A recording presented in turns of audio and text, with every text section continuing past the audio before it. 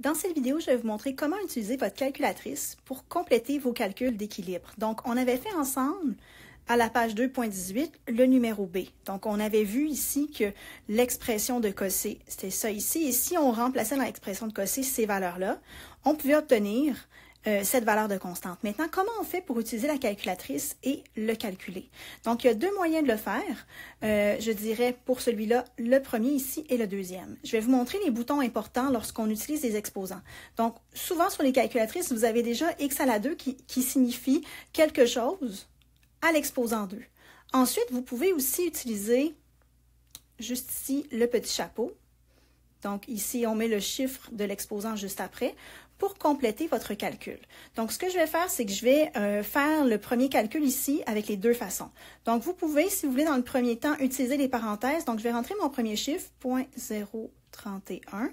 Je peux utiliser autant x à la 2 que le petit chapeau. Utilisons x à la 2. Maintenant, l'étape importante pour le prochain, on met le divisé. Et comme ici, on remarque que ce qui divise est tout en bas, on va utiliser la parenthèse pour que tout ce qui divise reste en bas, ce qui va me faire 0.0031 petit chapeau 3, ça multiplié par 0.85. Vous pouvez mettre 0.85 aussi, ça va revenir au même. Donc, ici, ce que ça me donne, si vous remarquez, ça me donne le chiffre que vous avez là, ici, que moi j'ai arrondi à la 7. Et ensuite, vous donnez la réponse avec le bon nombre de chiffres significatifs. Maintenant, vous pouvez faire le premier ici comme vous pouvez faire le deuxième parce que ici, c'est comme si j'avais mon 0,031 à la 2 divisé par ce premier chiffre-là et divisé par ce premier chiffre-là. Donc, ce qui est important dans le premier cas, les deux sont multipliés et j'utilise la parenthèse.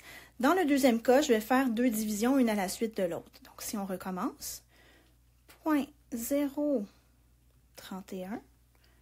Mettons, cette fois, on va continuer avec ça, à la 2. Maintenant, divisé par 0.0031. Et celui-là, il est à la 3, petit chapeau 3. Divisé par mettons, 0, excusez, 0.85.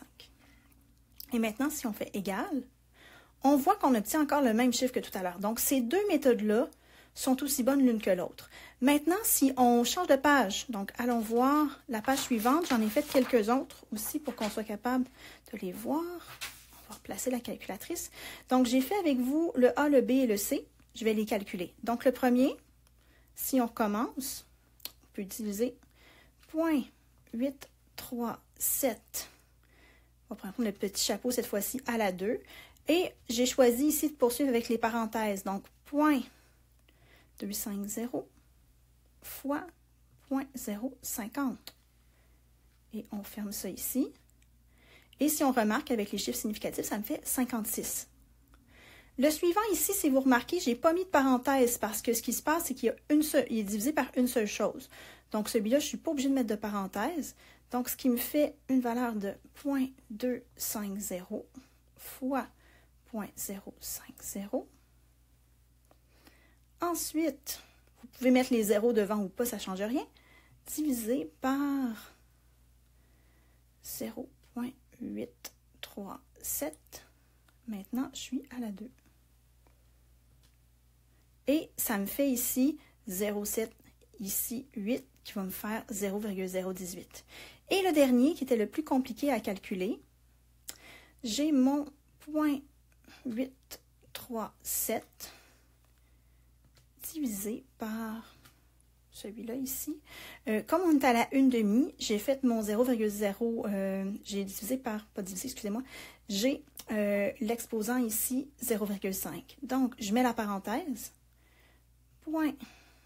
mettons le 0 devant, 0.250, petit chapeau à la 0,5, maintenant, fois, excusez, 0.050, petit chapeau, 0.5, et on ferme. Et c'est comme ça que j'arrive à une valeur de 7.5. Alors voilà comment j'ai utilisé ma calculatrice pour les pages 2.18 et 2.19.